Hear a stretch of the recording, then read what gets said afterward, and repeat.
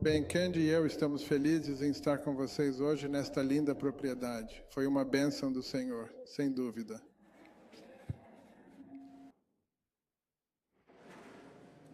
Bem, sabem, eu quero falar um pouco hoje sobre esferas de influência que todos nós temos, onde quer que estejamos, o que quer que estejamos fazendo.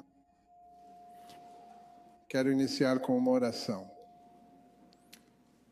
Pai Celestial, pedimos que o Teu Espírito Santo venha e nos dê uma mensagem. Abra nossos corações à mensagem, para que possamos ser embaixadores para Ti e possamos usar nossas esferas de influência para trazer honra e glória ao Teu nome. Em nome de Jesus. Amém. Sabe, quando eu era jovem, eu adorava ir à igreja e adorava particularmente as histórias de missão. Alguns dos mais velhos se lembram da história de missão de cada sábado. E em muitas ocasiões, eles apresentavam médicos missionários que viajavam por todo o mundo, por vezes para lugares perigosos, a fim de proporcionar não apenas a cura física, mas também a cura mental e espiritual às pessoas. E para mim, eles pareciam ser as pessoas mais nobres da Terra. E eu decidi, quando tinha 8 anos de idade, que me tornaria um médico missionário. E esse era o meu objetivo até eu completar 13 anos. Naquela época, tendo crescido na extrema pobreza, decidi que preferia ser rico. Aí, a ideia de ser médico missionário foi descartada e a de ser psiquiatra entrou em cena. Eu não conhecia psiquiatras, mas na TV pareciam ricos.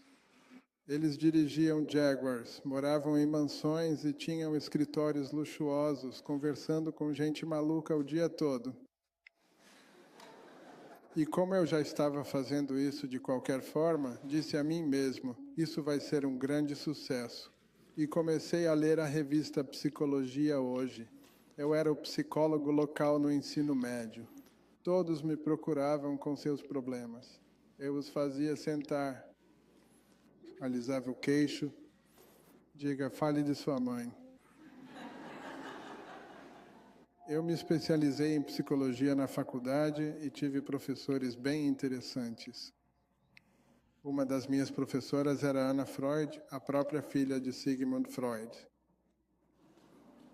E nós entramos em toda essa psicanálise e eu estava convencido de que seria um grande psiquiatra. Mas na faculdade de medicina, e comecei a ouvir os neurocirurgiões e as coisas que eles podiam fazer com o cérebro e a medula espinhal. Fiquei realmente inspirado e comecei a me inclinar para a cirurgia. Eu tinha um problema, porém, odeio ver sangue. E dizem, viraste cirurgião. Eu respondo, queres um cirurgião que goste de ver sangue? Mas me dei bem com a cirurgia como um pato na água e depois com a neurocirurgia pediátrica. E tem sido uma bênção incrível na minha vida. Mas há um problema com o meu sonho de ser médico. E esse tem que ir à faculdade. O que significa que você tem que ser inteligente, tem que tirar boas notas, e eu era um aluno terrível. Provavelmente o pior aluno que você já viu. Todos me provocavam, xingavam e faziam piadas sobre mim, e eu também não me achava inteligente. Mas eu admirava as crianças inteligentes da turma. Havia um garoto na turma, o Steve. Ele era o mais inteligente e fazia questão de que soubessem disso. Ele era o tipo de cara que, após uma prova, mostrava o 10 dele na sua cara. E falava, deixa eu ver a sua. Você queria que ele visse? Sim. Mas eu o admirava. Admirava as crianças inteligentes. Nunca lhes diria isso, mas admirava. Eu pensava, ele é da minha idade, como sabe tudo isso? Eu não entendia. Mas minha mãe estava muito preocupada. Minha mãe é talvez a pessoa com mais sabedoria que eu já conheci. Você sabe, ela veio de uma família rural muito grande no Tennessee. Foi jogada de casa em casa. E nunca teve um lugar para chamar de lar. Tinha menos que a terceira série do fundamental. Casou-se aos 13 anos. Eles se mudaram do Tennessee para Detroit. Meu pai era operário de fábrica. Pregador de meio período, a propósito. Mas ele também era bígamo, tinha outra família. E isso resultou em um divórcio. E minha mãe trabalhou muito para tentar manter um teto sobre nossas cabeças e qualquer comida em nossa mesa. Ela não queria receber assistência social, então saía de casa às 5 da manhã e retornava à meia-noite, passando de um trabalho para outro, apenas limpando as casas das pessoas e tentando ganhar a vida. Em um ponto, ficamos sem teto e tivemos que morar com alguns parentes em Boston. Moravam num típico cortiço grande e multifamiliar, com janelas e portas vedadas, sirenes, gangues e vidros quebrados por toda parte. Ratos. A primeira vez que vi uma ratazana, pensei que era um cão. Os bichos eram tão grandes, as baratas estavam por toda a parte. Se acendesses a luz num quarto escuro, a parede parecia mover-se de tantas baratas. E o ambiente em que vivíamos era também bastante violento. Meus 2 primos que adorávamos foram mortos. E eu me lembro quando criança, com 9 anos, sentado nas escadas do gueto, olhando para o prédio do outro lado da rua, do qual todas as janelas tinham sido quebradas e havia um raio de sol brilhando. Isso me fez pensar no futuro. E lembro-me vividamente de pensar que provavelmente nunca viveria até os 20 anos. Talvez 25 com sorte. Mas como sabem, Deus tinha outros planos e a minha mãe desejava que pudéssemos regressar para Detroit.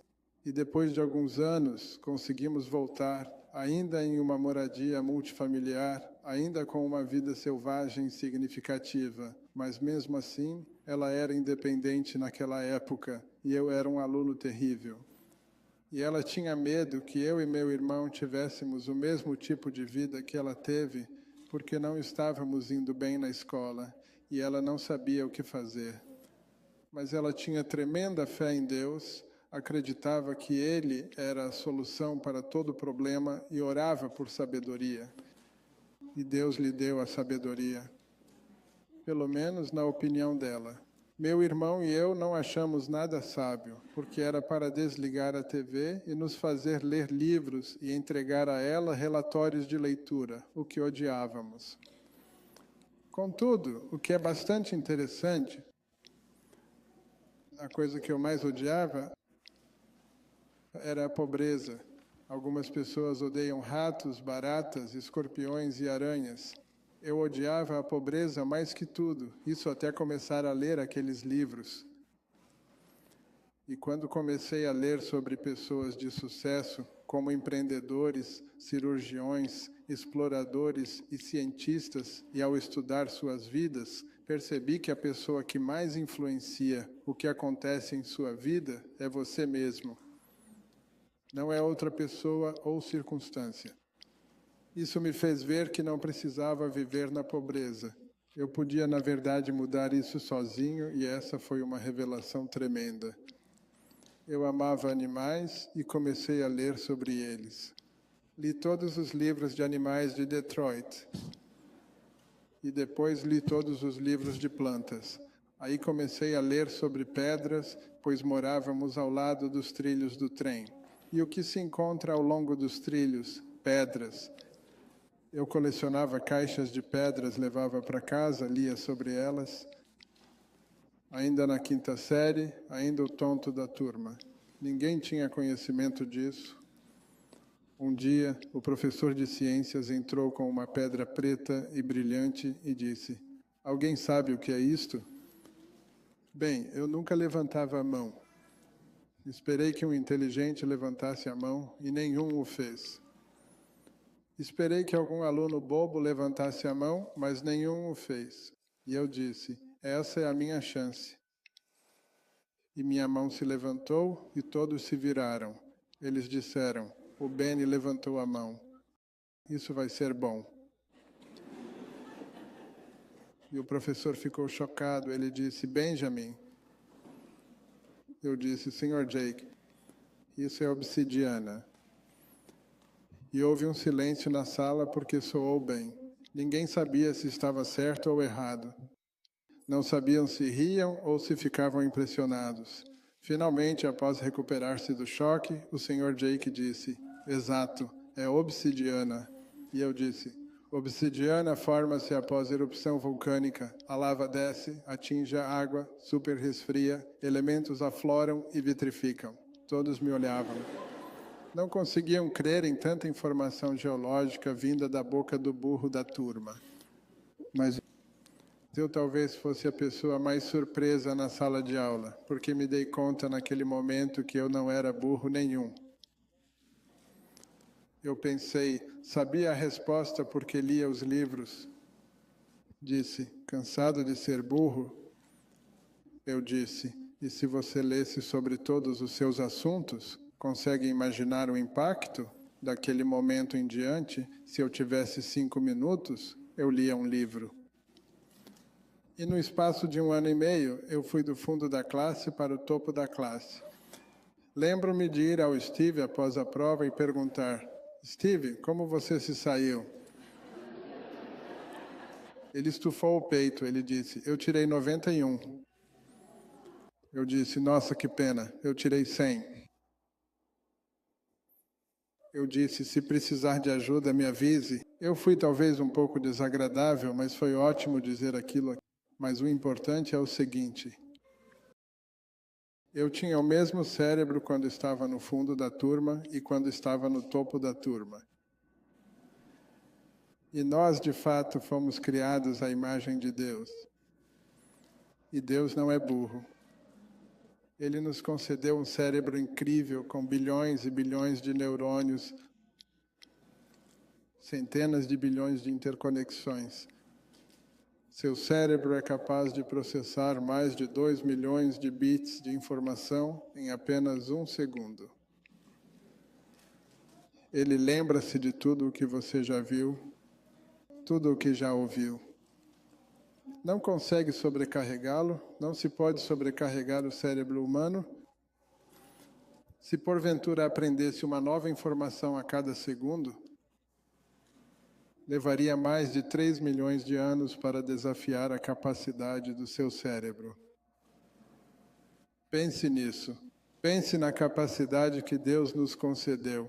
Mas pense em algo mais que acabei de mencionar. Seu cérebro nunca se esquece de nada. Tudo é guardado lá. Então, se vocês colocam as coisas erradas nele ou se expõem às coisas incorretas, essas influências estão sempre lá, afetando a maneira como vocês pensam e como você se apresenta. É por isso que é tão importante, principalmente em cérebros jovens, mentes jovens, colocar as coisas certas lá.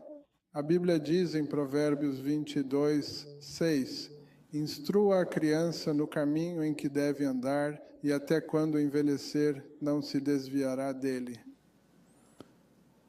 Sabe quem mais sabe disso? Pessoas que querem mudar o nosso país. Vladimir Lenin disse, dê-me seus filhos para ensinar por 4 anos, a semente que eu semear não será arrancada. E é por essa razão que a educação adequada para os nossos jovens é tão extremamente importante. Bem, você teria pensado que tudo ia acabar bem. Eu estava seguindo a direção correta no que dizia respeito à minha carreira acadêmica, sem dúvidas. Eu tinha um grande problema com meu temperamento.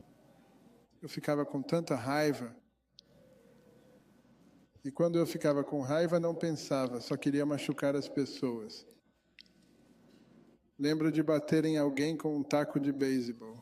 Tive muitos problemas por isso. Eu, de fato, não voltei para a escola depois do almoço porque sabia que estaria encrencado. E fui para a garagem e procurava desesperadamente por algo para tirar minha própria vida. E meu irmão mais velho disse, o que você faz? Eu disse, procuro veneno de rato para me matar. Ele disse, sei jeito melhor de se matar. Ele disse, o que você tem que fazer é beber água até estourar. E eu disse, ok, vou tentar isso. E eu ia tanto ao banheiro que esqueci completamente de me matar. Eu acho que meu irmão era bastante sábio, mas... Recordo que uma vez um colega me atingiu com uma pedra. Não doeu, mas fiquei indignado por ele ousar fazer isso. Peguei uma pedra grande e a joguei no rosto dele. Quebrei seus óculos e quase furei seu olho.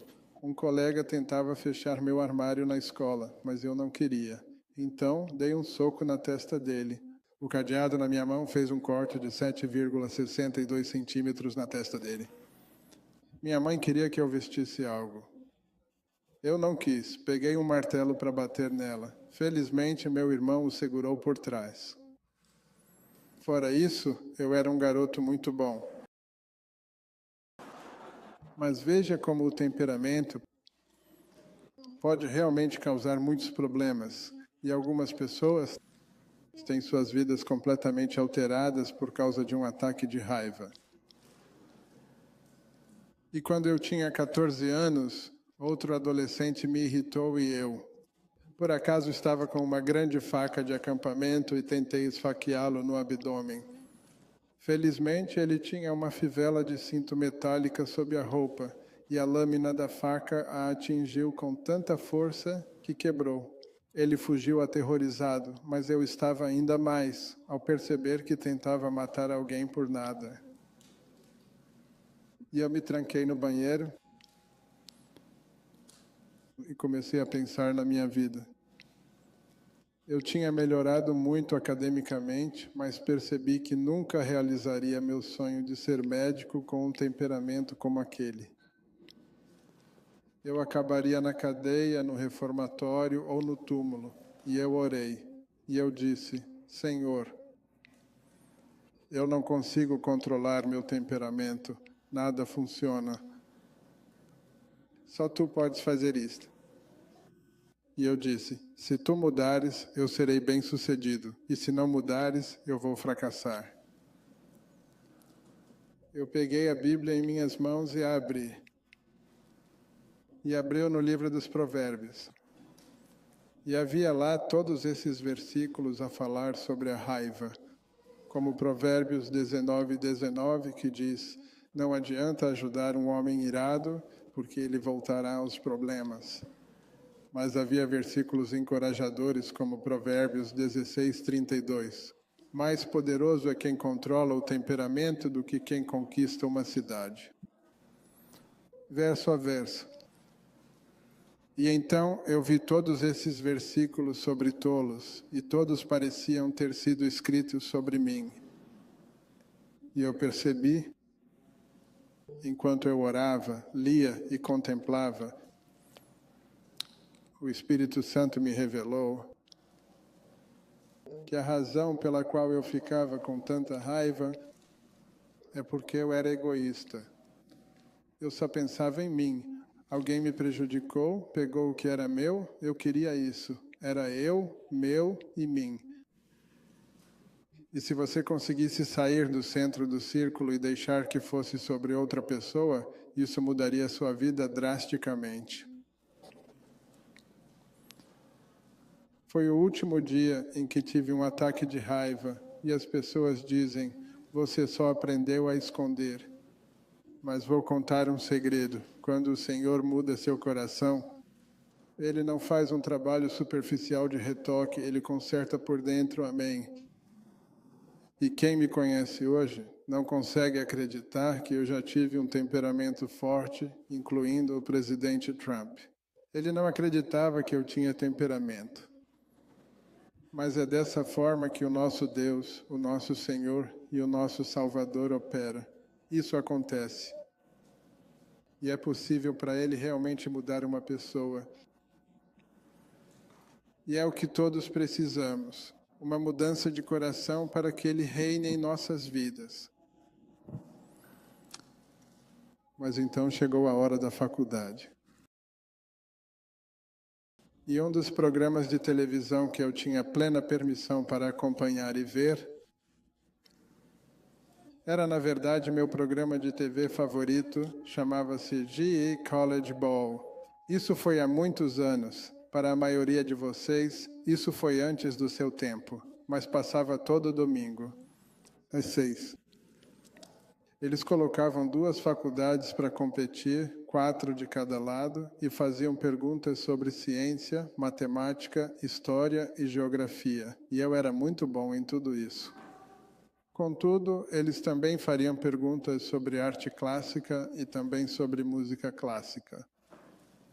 Era impossível aprender arte ou música clássica na Southwestern High, no centro de Detroit. Na minha escola, se você falasse de Van Gogh, diriam: coloque gasolina, a van vai andar. Eles não faziam ideia do que você estava falando. Então tomei a decisão executiva de aprender todas essas coisas por conta própria. Eu pegava o ônibus para ir ao Instituto de Artes de Detroit, um dos maiores do país.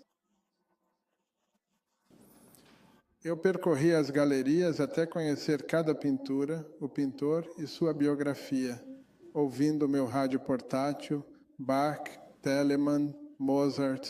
Os garotos de Detroit me achavam louco. Um garoto negro crescendo na Motown, ouvindo e apreciando a música de Mozart.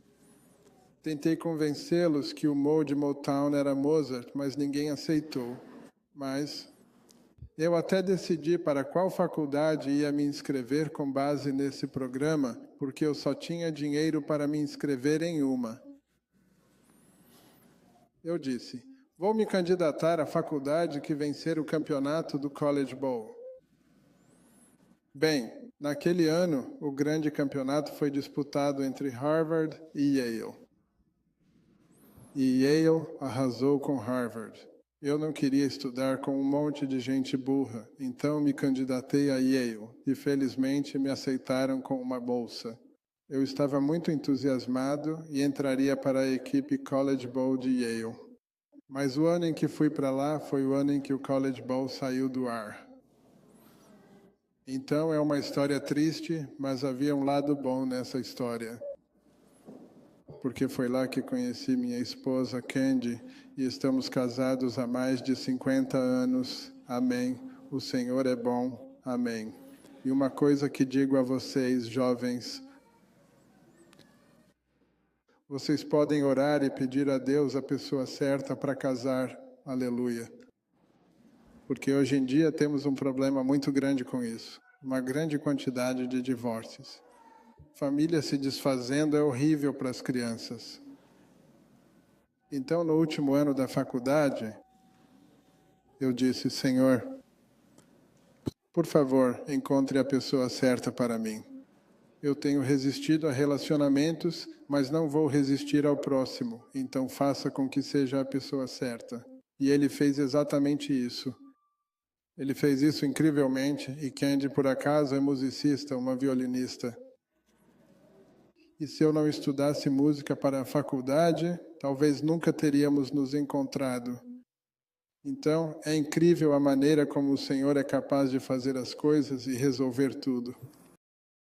Mas então, fui para Yale e pensei que era a pessoa mais inteligente do mundo. E se não, entre os 5 primeiros. Mas no fim do primeiro semestre, eu me questionava o que fazia ali. Eu estava reprovando em química. Não se pode ir para a medicina reprovando em química.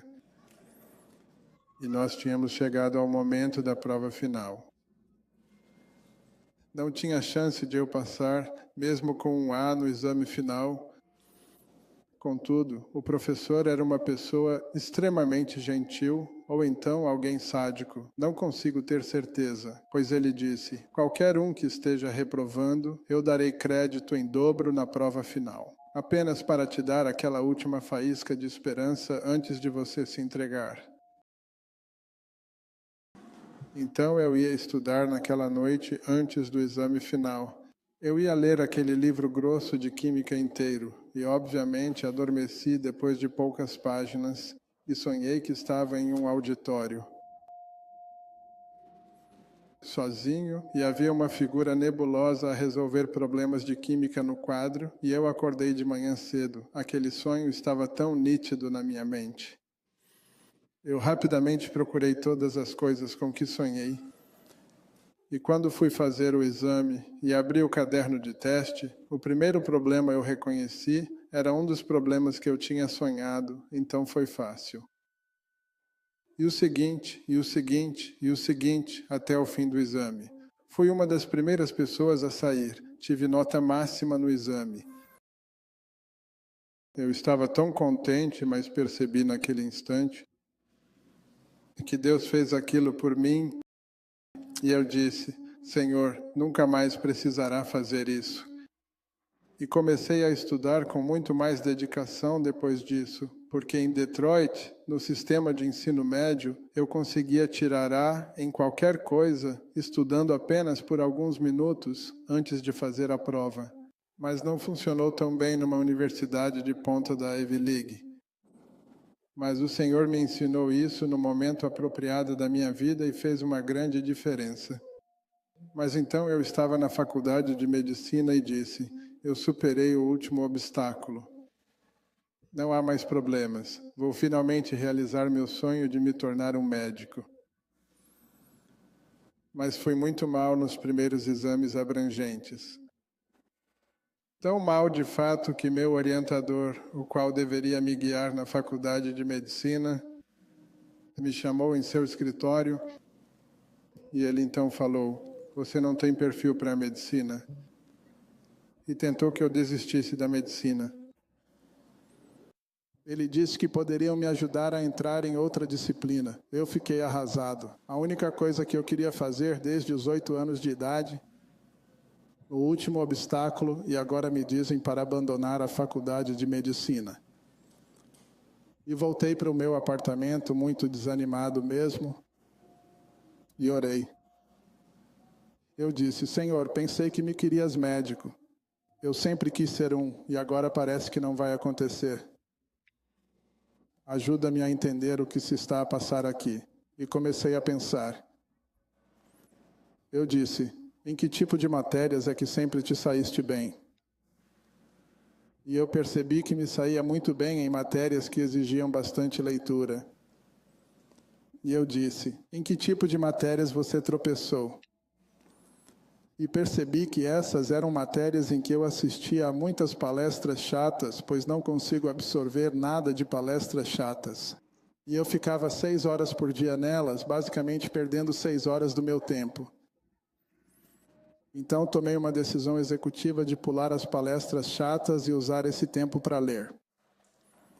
O resto da faculdade de medicina foi bem fácil, foi moleza. Anos depois, ao retornar à minha faculdade de medicina, como orador da formatura, eu estava procurando aquele conselheiro porque eu ia dizer a ele que ele não tinha jeito para ser conselheiro, porque há quem só seja negativo. Elas sempre conseguem encontrar um motivo para você não poder fazer algo, mas parece que nunca encontram um motivo para você poder fazer algo. Mas o Senhor continuou a me guiar. E na época em que eu era o residente-chefe de neurocirurgia em Johns Hopkins, foi inaugurado o Centro de Neurociências com uma grande celebração. E como Hopkins é uma espécie de berço moderno da neurocirurgia, todos os figurões do mundo estavam lá. E um dos figurões da Austrália Ocidental demonstrou afeição por mim. E ele disse: você deveria vir para a Austrália ser nosso registrador sênior no maior hospital universitário da Austrália Ocidental. Eu disse: Austrália só pode estar de brincadeira. Não disse em voz alta, mas foi o que pensei. É do outro lado do mundo. Ouvi dizer que tinham uma política de só brancos, então não me interessei. E a cada esquina que eu virava, havia alguém dizendo: bom dia, amigo, como vai? Eu só encontrava australianos por lá. Eles pareciam gente boa, e sempre que ligávamos à TV, havia um especial sobre a Austrália. Eu disse a Candy: acho que Deus quer que a gente vá à Austrália. Então ela começou a pesquisar e descobriu que eles realmente tinham uma política de apenas brancos. Mas era uma política não oficial, abolida em 1968. E isso foi em 1983.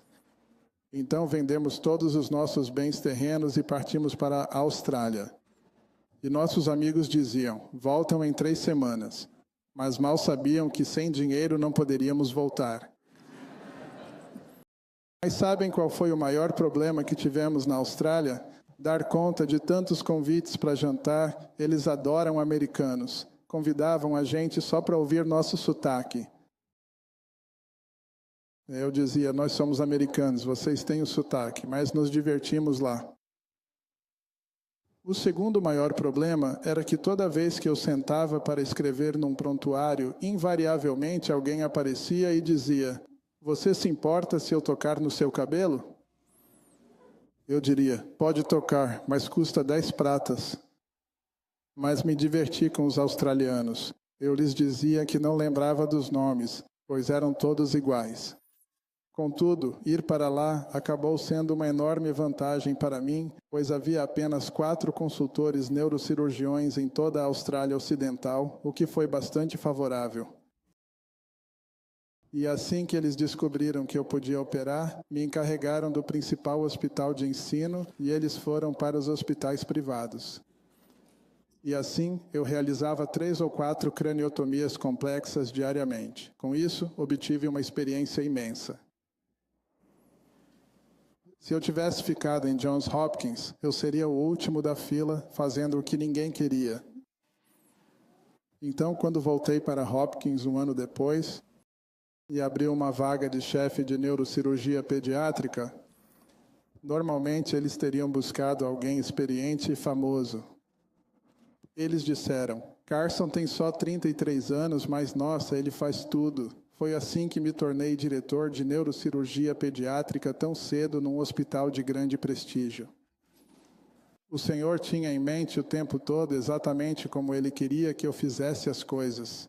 E é exatamente isso que precisamos ter em mente e reconhecer, que Ele está no comando de toda e qualquer situação. E muitas vezes coisas que parecem improváveis são exatamente a especialidade dele. Ele lida com o impossível. E temos que estar dispostos a aceitar o que quer que Ele tenha escolhido para que nós façamos. Bem, sabem, desde cedo eu criei uma reputação por fazer coisas incomuns. E algumas pessoas diziam: Carson é um exibido. Mas não era tanto que eu fosse um exibido, um presunçoso, mas sim que, do jeito que é, o Senhor me deu uma fórmula para fazer as coisas. Chama-se BWA. Uma análise do melhor e do pior cenário. Eu sempre fazia 4 perguntas. Qual é a melhor coisa que acontece se eu fizer isto? Qual é a pior coisa que acontece se eu fizer isto? Qual é a melhor coisa que acontece se eu não fizer isto? E qual é a pior coisa que acontece se eu não fizer isto? E ao responder a essas 4 perguntas, a decisão certa era alcançada.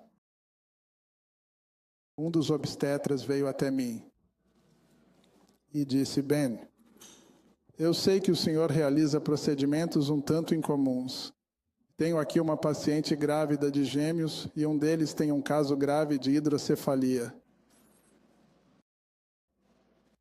E a cabeça está crescendo tão rápido que ela entrará em parto prematuro e ambos serão perdidos. Você acredita que seria possível realizar algum procedimento no gêmeo afetado pela hidrocefalia, de modo que pudéssemos, assim, conseguir salvar o outro que se apresenta normal?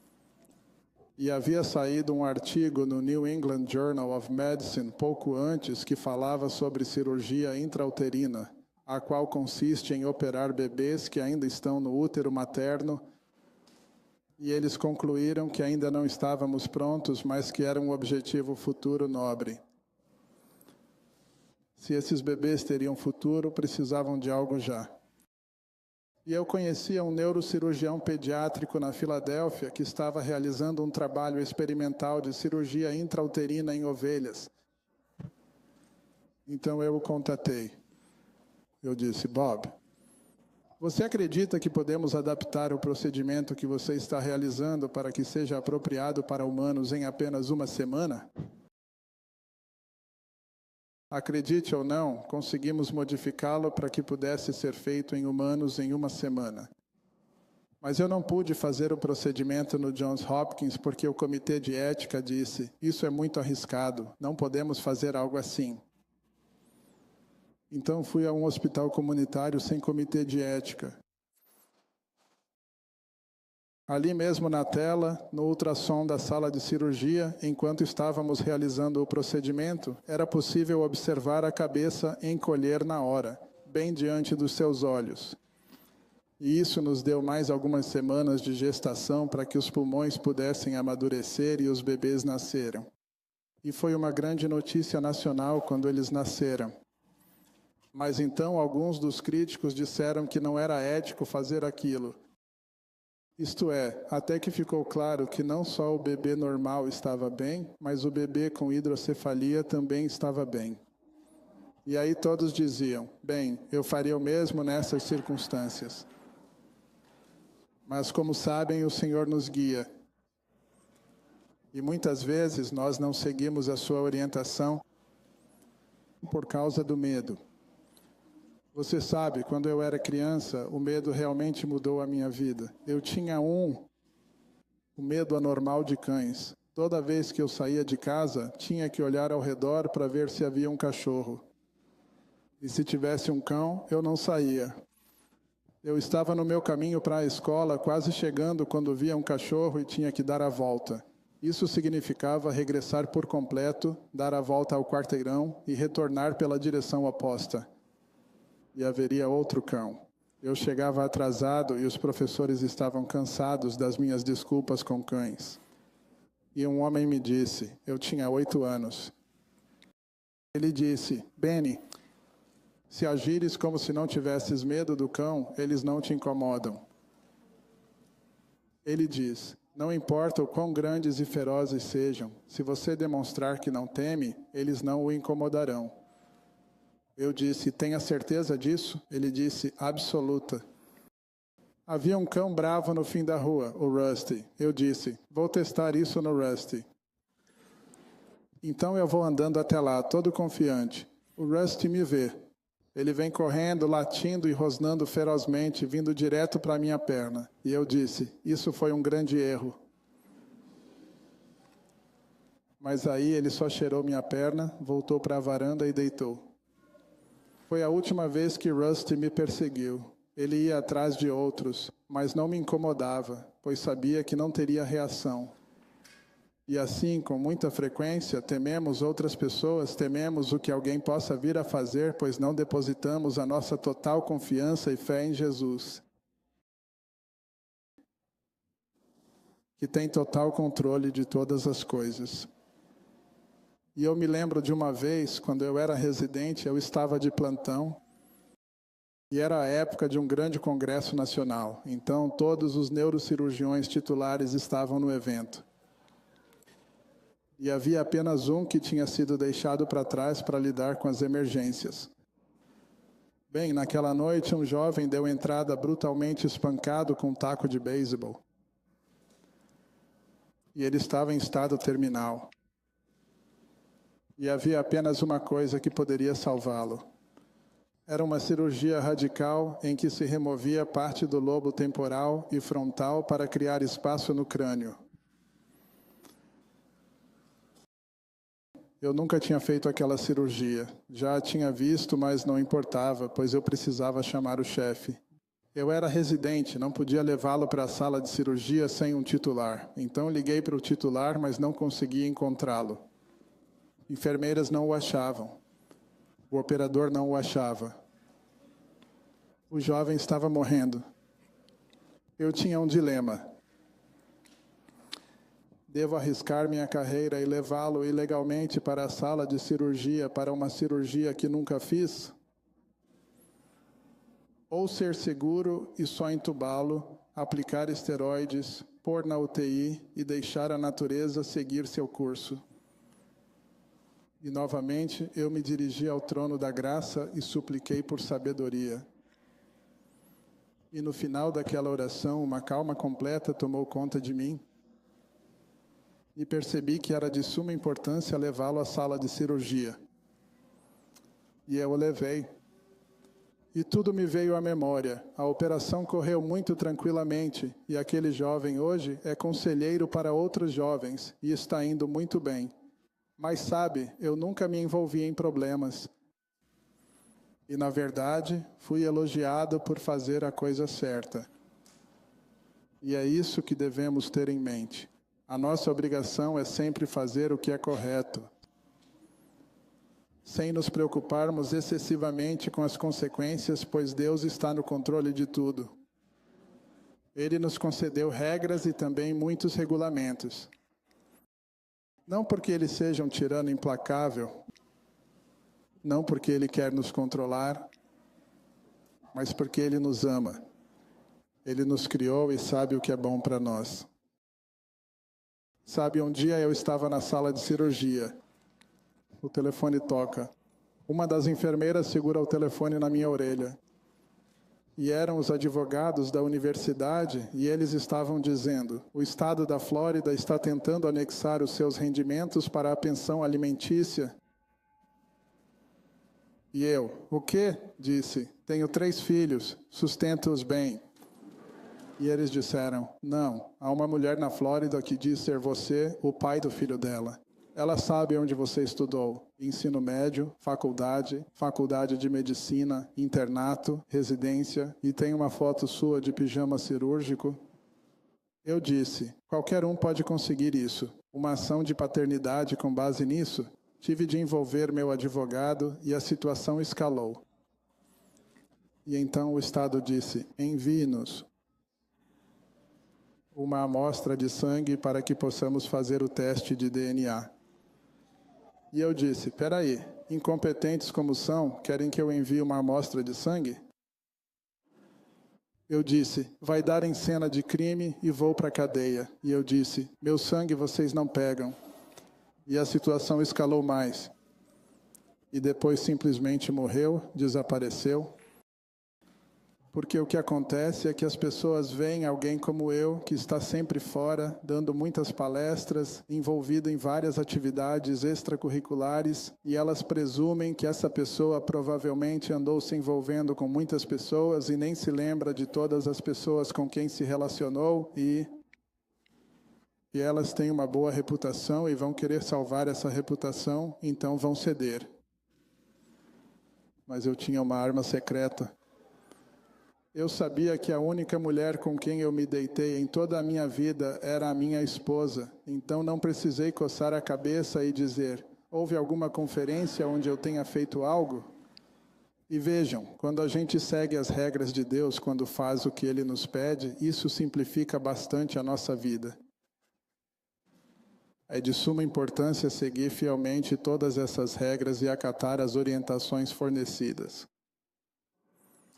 Como jovem neurocirurgião assistente, desenvolvi um interesse extremamente profundo e considerável por gêmeos siameses. E então comecei a ler e estudar todos os casos sobre eles, e eu estava me perguntando, em particular, por que geralmente as crianças acabavam falecendo durante a cirurgia, e descobri que era por exsanguinação, ou seja, sangravam até a morte. E isso aconteceu, vocês sabem, ali por volta dos meados ou final da década de 80. Parecia que deveríamos ser capazes de ter algum tipo de solução para isso. Eu estava a conversar com um amigo, chefe de cirurgia cardiotorácica em Hopkins, e perguntei: sei que operam corações de bebés. Como evitam que sangrem até a morte? E ele falou-me da parada hipotérmica. Era uma técnica completamente nova na altura, onde se resfriava o corpo, bombeando todo o sangue para fora. O coração parava. Podia-se operar até 1 hora antes de ter de aquecer o sangue, bombeá-lo de volta para dentro e fazer o coração voltar a bater. E comecei a refletir. Quando se alcançava a etapa mais delicada da separação de gêmeos, chegando à vasta rede vascular, o ponto onde eles costumeiramente se ferem e sangram até a morte, se você entrasse em parada hipotérmica bem naquele momento e então reconstruísse os vasos e depois bombeasse o sangue de volta e religasse os corações, funcionaria. E então eu disse: por que estou pensando nisso? Nunca vou ver um par desses gêmeos na vida. 3 semanas mais tarde, eis que surgiu esta equipe da Alemanha. Eles estavam a viajar por todo o mundo para ver se alguém poderia ter uma possível solução. Para separar esses gêmeos, pois os pais não aceitaram a solução europeia que lhes foi apresentada, que era decidir qual gêmeo queriam manter e sacrificar o outro.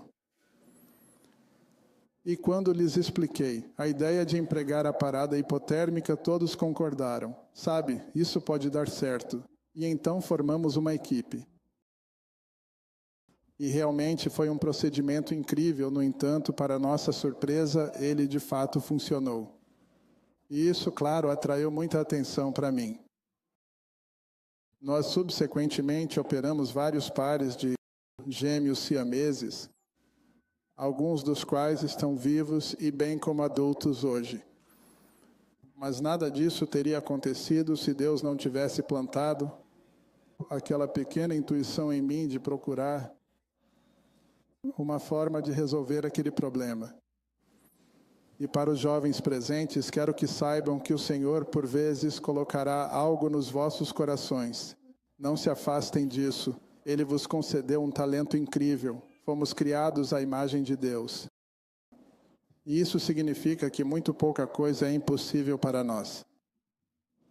Se nele crermos, se o aceitarmos e se fizermos a sua vontade, essa é, de fato, a verdadeira chave para tudo. Confie plenamente no Senhor com todo o seu coração. Não confie em seu próprio entendimento. Em todos os seus caminhos, reconheça-o e ele guiará seus passos. Muitas vezes as pessoas me perguntam: você teve uma carreira médica tão espetacular, por que entrou na política? E eu também me perguntei isso. Não era algo que eu jamais pretendi fazer. Mas em 2013, fui convidado a discursar no café da manhã de oração pré-presidencial.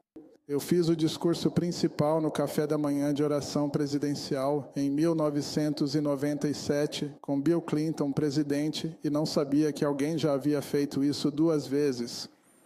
Mas pesquisei um pouco e descobri que houve uma pessoa que fez isso 2 vezes, e essa pessoa foi Billy Graham. E eu disse: bem, é uma ótima companhia, então concordei. E após o discurso, todos disseram: você deve se candidatar. E eu disse: essa gente é louca. Mas eu disse: se eu ignorar, some, mas não sumiu. Em todo lugar que eu ia, havia placas de corra bem corra. Eu tinha mais de 500.000 petições no meu escritório e finalmente disse: Senhor, se queres que eu faça isso, tens de me dar o que alguém precisa para ser presidente. Um Rolodex com todos os nomes importantes, uma organização e muito dinheiro. E eu disse: não vou desenvolver tudo isso, então tens de me dar. A mim. Quando me dei conta, estava tudo lá e a organização estava arrecadando mais dinheiro do que o RNC a cada mês.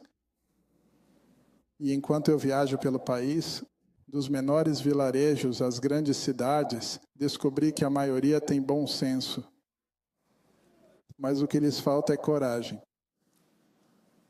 E esse é o caso até os dias de hoje. Muitas pessoas não defendem suas crenças. Você sabe, Jesus afirmou: se me seguires, certamente passarás por perseguições. E precisamos nos dar conta de que o mundo está em constante e rápida transformação, em particular com o progresso da inteligência artificial e da realidade virtual. Em breve será extremamente difícil distinguir o que é real do que não é, o que será a oportunidade perfeita para que o maligno engane as pessoas. E isso significa que devemos sempre nos manter vigilantes. Em nossos estudos e em nossa busca contínua para permanecermos próximos a Deus e para escutarmos a sua direção em nossas vidas. Em Mateus 24 diz: nos últimos dias, se os dias não fossem abreviados, até mesmo os escolhidos seriam enganados. E muitos nos consideramos os eleitos. O que isso quer dizer? Não fique com a cabeça grande. Não ache que sabe tudo. Certifique-se de reconhecer que nossa salvação e a chave para ela reside em nossa fé inabalável e em um relacionamento profundo com Jesus Cristo. E não precisamos ter medo de nada. Conforme Isaías 54:17 diz: nenhuma arma forjada contra você prosperará, e toda língua que se levantar contra você em juízo, você a condenará. Essa, de fato, é a herança de todos os filhos de Deus. A Bíblia nos diz que não precisamos ter nenhum receio ou medo. Nós só precisamos depositar nossa confiança nele. Muito obrigado.